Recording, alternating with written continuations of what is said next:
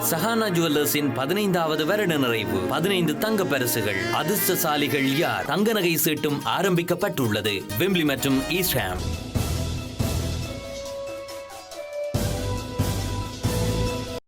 இரட்டை குடியுரிமையில் மாற்றம் கொண்டுவர முடியாது மறுத்தார் ஜனாதிபதி கோட்டபாய. பிரதமரின் அலுவலகத்தில் முக்கிய பதவியில் யோசித ராஜபக்ஷ ஒரு வருடத்திற்கு பின்னர் பதில் விடுக்கப்பட்டுள்ள சவால். ஞானசார தேரருக்கு எதிரான வழக்கு தொடர்பில் நீதிமன்றம் பிறப்பித்துள்ள உத்தரவு. குடும்ப அதிகார ஆட்சியை எதிர்க்க ஒன்றிணையுங்கள், எதிர்க்கட்சி அழைப்பு. இந்திய பணியாளர்களின் ஊடாக மீண்டும் நாட்டில் கொரோனா பரவியதா விளக்கமளித்த விமல். நாடாளுமன்றம் பொது இடமில்லை, கொரோனா சட்டம் நாடாளுமன்றத்திற்கு பொருந்தாது சுகாதார அமைச்சர். 20வது திருத்தத்தின் சில சரத்துகள் அரசியல் அமைப்புக்கு முரணானவை, சபையில் வெளிப்படுத்தினார் சபாநாயகர். கூடுமானவரை இவற்றை தயவு செய்து தவிர்த்து கொள்ளுங்கள், இலங்கை மக்களிடம் இராணுவ தளபதி வேண்டுகோள். குளியாப்பிட்டிய உள்ளிட்ட 5 காவல்துறை பிரிவுகளில் பிறப்பிக்கப்பட்டுள்ள ஊரடங்கு சட்டம்.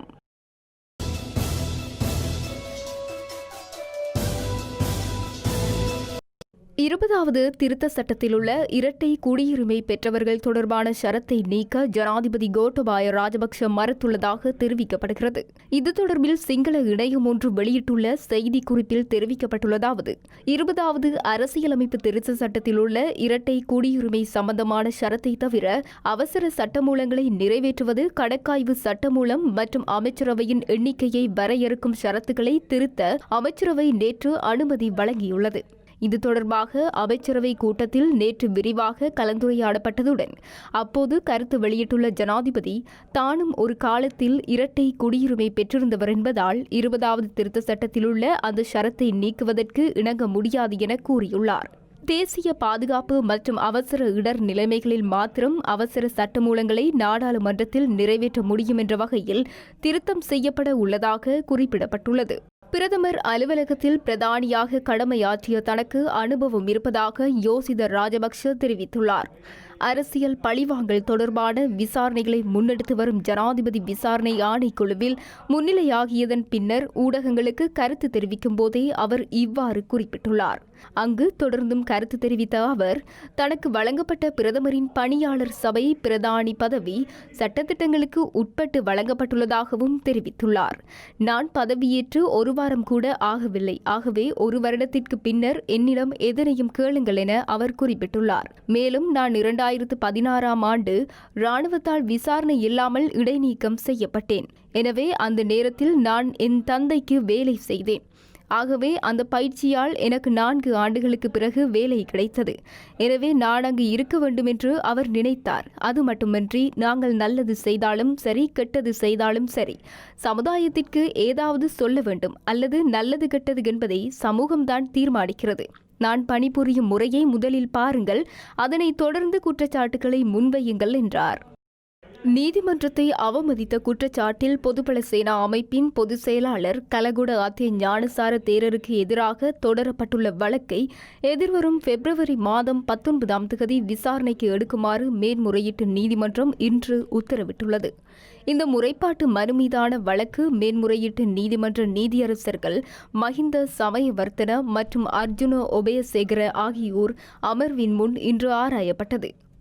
முறைப்பாட்டாளர் தரப்பின் சார்பில் ஆஜரான சட்டத்தரணி எம்.ஏ. சுமந்திரனின் கோரிக்கையை ஏற்றுக்கொண்ட நீதியரசர்கள் வழக்கு விசாரணைகளை பிப்ரவரி 19ஆம் தேதி நடத்துவது என தீர்மானித்துள்ளனர்.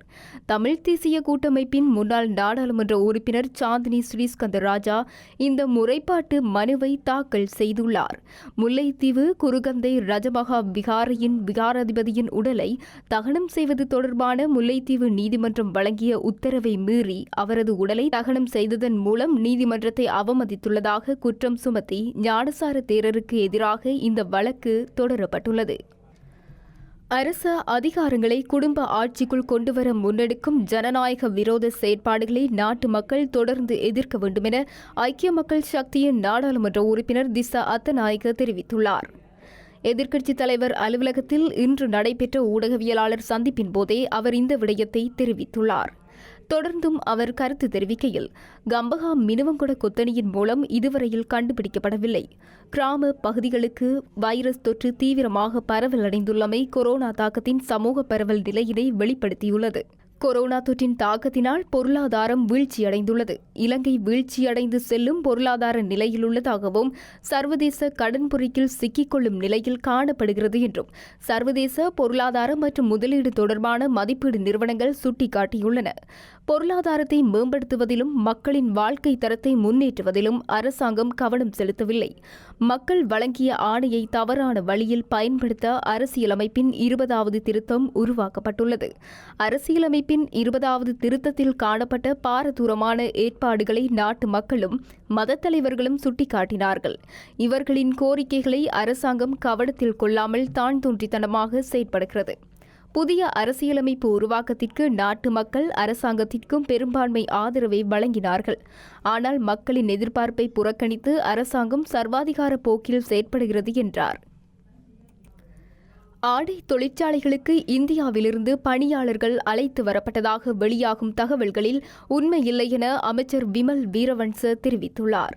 கைத்தொழில் அமைச்சின் கீழ் இயங்கி வரும் எந்தவொரு கைத்தொழிற்சாலைக்கும் இந்தியாவிலிருந்தோ அல்லது வெளிநாடுகளிலிருந்தோ பணியாளர்கள் அழைத்து வரப்படவில்லை என அவர் குறிப்பிட்டுள்ளார். நாடாளுமன்றில் இன்றைய தினம் அவர் இந்த விடயத்தை சுட்டிக்காட்டியுள்ளார். இலங்கையில் இயங்கி வரும் கைத்தொழிற்சாலை ஒன்றின் தொழில்நுட்ப உதவிகளுக்கோ அல்லது வேறு பணிக்கோ இந்தியாவிலிருந்து பணியாளர்கள் அழைத்து வரப்படவில்லை என குறிப்பிட்டுள்ளார். கொரோனா நோய் தொற்று தாக்கத்தின் பின்னர் எவ்வாறு எந்தவொரு நாட்டிலிருந்தும் கைத்தொழிற்சாலைகளுக்கு பணியாளர்கள் அழைத்து வரப்படவில்லை என அவர் குறிப்பிட்டுள்ளார். இலங்கை ஆடை தொழிற்சாலைக்கு இந்தியாவிலிருந்து வருகை தந்த பணியாளர்களினால் கோவிட்-19 நோய் தொற்றின் 2ஆம் அலை ஏற்பட்டது என சில தரப்பினர் குற்றம் சுமத்தி வருவதாக எதிர்க்கட்சியினர் நாடாளுமன்றில் கேள்வி எழுப்பியிருந்தனர். எனினும் இந்த விடயம் தொடர்பில் தனிப்பட்ட ரீதியில் தாம் ஆய்வு செய்ததாகவும் முதலீட்டு சபையின் தலைவரும் இதனை உறுதி செய்துள்ளதாகவும் ஆடை தொழிற்சாலைகளுக்கு வெளிநாடுகளிலிருந்து பணியாளர்கள் எவரும் வரவில்லை எனவும் அமைச்சர் விமல் வீரவன்ச தெரிவித்துள்ளார். 2 நபர்களுக்கு இடையில் 1 மீட்டர் இடைவெளியை பேணுவது மட்டும் கட்டாய முகக்கவசம் அணிய வேண்டும் என்ற கொரோனா பரவல் தடுப்பு சட்டம் நாடாளுமன்றத்திற்கு பொருந்தாது என சுகாதார அமைச்சர் பவித்ரா வன்னியாராச்சி தெரிவித்துள்ளார். நாடாளுமன்றம் இன்று கூடியபோது சபாநாயகர் மஹிந்த யாப்பா அபேவர்த்தன முகக்கவசம் அணிந்திருக்கவில்லை எனவும் கடந்த 15ஆம் தேதி வெளியிடப்பட்ட வர்த்தமானி அறிவித்தலுக்கு அமைய நாடாளுமன்ற உறுப்பினர்களின் மத்தியில் 1 மீட்டர் சமூக இடைவெளியும் காணப்படவில்லை எனவும் எதிர்க்கட்சி தலைவர் சஜித் பிரேமதாச நாடாளுமன்றத்தில் சுட்டிக்காட்டியிருந்தார்.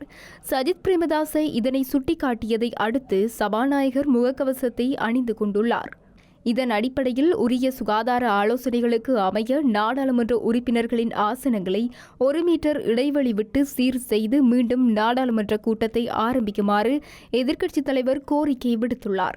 எனினும் சபாநாயகர் இதனை நிராகரித்துள்ளார். அப்போது கருத்து வெளியிட்டுள்ள எதிர்க்கட்சித் தலைவர், கொரோனா வைரஸ் பரவலை தடுக்க அரசாங்கம் கொண்டு வந்துள்ள விதிமுறைகளை உயரிய நாடாளுமன்றத்திற்கு அமுல்படுத்த சபாநாயகர் தவறியுள்ளமை குறித்து தான் வருத்தப்படுவதாக கூறியுள்ளார். இதன்போது சபையில் பேசிய சுகாதார அமைச்சர், நாடாளுமன்றம் பொது இடமல்ல. நாடாளுமன்ற உறுப்பினர்களுக்கு தேவை என்றால் சபையில் முகக்கவசம் அணியாமல் உரையாற்ற முடியும். சுகாதார ஆலோசனைகளை பின்பற்ற வேண்டியது அவர்களின் கடமை எனவும் சுட்டிக்காட்டியுள்ளார். இந்த நிலையில் இதற்கு பதிலளித்த எதிர்க்கட்சித் தலைவர் சஜித் பிரேமதாச, சுகாதார அமைச்சரின் கருத்து ஊடாக நாட்டின் சட்டம் ஏனைய நபர்களுக்கும் ஒரு விதமாகவும் நாடாளுமன்றத்தில் வேறு விதமாக அமுல்படுத்துவதை காண முடிவதாக குறிப்பிட்டுள்ளார். அரசியலமைப்பின் 20வது திருத்தத்தின் சில சரத்துக்கள் அரசியலமைப்புக்கு முரணானவை என்று உயர் நீதிமன்றம் அறிவித்துள்ளதாக சபாநாயகர் மஹிந்த யாப்பா அபேவர்த்தன இன்று நாடாளுமன்றில் தெரியப்படுத்தினார். அந்த சரத்துக்களுக்கு ஒப்புதல் பெறவோ அல்லது மாற்றங்களை மேற்கொள்ளவோ பொது வாக்கெடுப்பு நடத்த வேண்டும் என்றும் உயர் நீதிமன்றம் வலியுறுத்தியுள்ளதாகவும் அவர் குறிப்பிட்டார். 20வது திருத்தம் தொடர்பான உயர் நீதிமன்றத்தின் தீர்மானம் இன்று சபாநாயகர் மஹிந்த யாப்பா அபேவர்த்தனவினால் இன்று நாடாளுமன்றத்தில் முன்வைக்கப்பட்ட போதே இந்த விடயம் வெளிப்படுத்தப்பட்டுள்ளது. அரசியல் அமைப்பின் 20வது திருத்தத்திற்கு எதிராக தாக்கல் செய்யப்பட்ட மனுக்களை பரிசீலித்து உயர் நீதிமன்றம் அக்டோபர் 10ஆம் தேதி இந்த தீர்மானத்தை மேற்கொண்டு அதனை சபாநாயகருக்கு அறிவித்துள்ளமை குறிப்பிடத்தக்கது. இலங்கையில் கொரோனா வேகமாக பரவி வருவதனால் விழாக்கள் மற்றும் பொது கூட்டங்களில் பங்கேற்க வேண்டாம் என ராணுவ தளபதி லெப்டினன்ட் ஜெனரல் ஷவேந்திர சில்வா பொதுமக்களிடம் வேண்டுகோள் விடுத்துள்ளார். நாட்டில் நேற்று கொரோனா தொற்றுக்குள்ளான 87 பேர் அடையாளம் காணப்பட்டதாகவும் அவர் தெரிவித்துள்ளார். விசேடமாக தனிமைப்படுத்தல் ஊரடங்கு அமுலில் உள்ள மினுவங்கொட, கம்பகா, கட்டுநாயக்க மற்றும் குளியாப்பிட்டிய ஆகிய பகுதிகளிலேயே இவர்கள் அடையாளம் காணப்பட்டனர். குளியாப்பிட்டிய பகுதியில் திருமண நிகழ்வொன்றில் கலந்து கொண்டவர்களில் சிலருக்கும் நேற்று கொரோனா தொற்று உறுதிப்படுத்தப்பட்டது.